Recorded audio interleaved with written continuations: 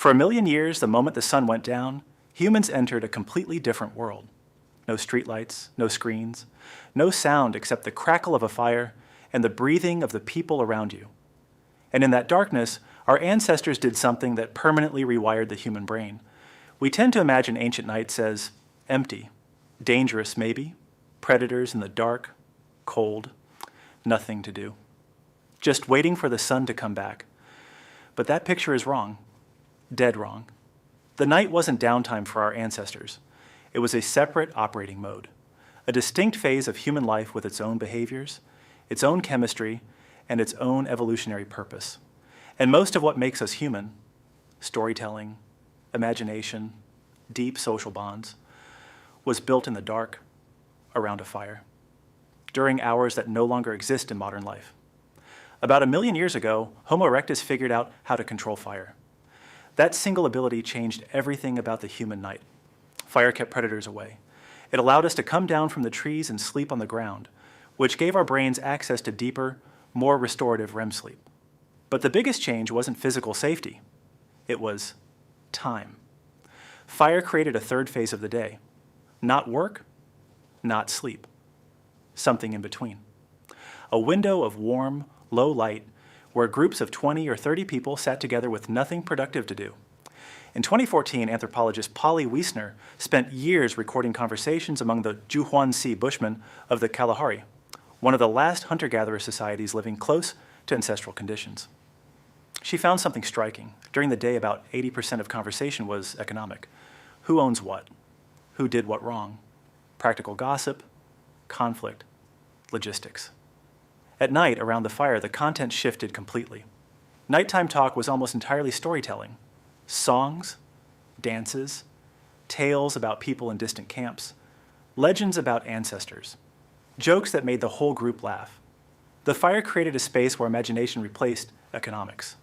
Wiessner argued that this nightly ritual, repeated for hundreds of thousands of years, is what built our capacity for theory of mind, the ability to imagine what someone else is thinking, to feel what a character in a story feels, to understand people you've never met. All of it was coded around a campfire, in the dark, during hours that modern humans have completely eliminated. And sleep itself looked nothing like what we do now. Historian Roger Ekirch spent 16 years digging through over 2,000 pre-industrial documents, diaries, court records, medical manuals, novels, and found something that had been hiding in plain sight. Before the Industrial Revolution, people didn't sleep in one block. They had a first sleep and a second sleep. You'd go to bed shortly after dark, sleep for about 4 hours, then wake up naturally. For the next 1 to 3 hours, you'd lie quietly, pray, reflect, talk to the person next to you, or visit a neighbor. Then you'd drift into your second sleep until morning. This wasn't insomnia. It was the default human pattern. In 1992, psychiatrist Thomas Wehr at the National Institutes of Health tested this. He put volunteers in 14 hours of darkness per night, roughly what our ancestors experienced. Within 4 weeks, every single participant reverted to this exact pattern. 2 blocks of 4 hours separated by a calm, wakeful gap. Their brains did it automatically, no training, no instruction. The pattern was still there, buried under centuries of artificial light. So here's the part you can't unsee.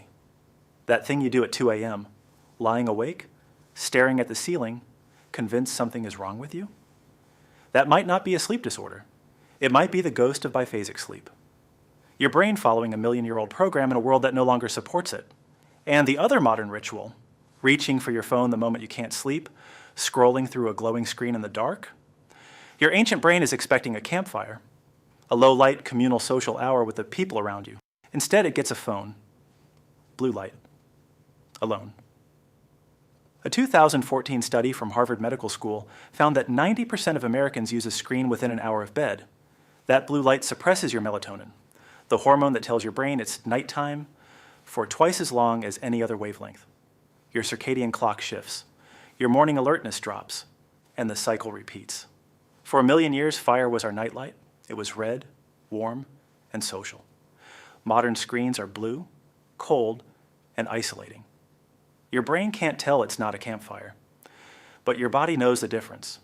What's one thing you do at night that suddenly makes more sense after hearing this? Drop it in the comments. And tonight, when you wake up at 2 a.m.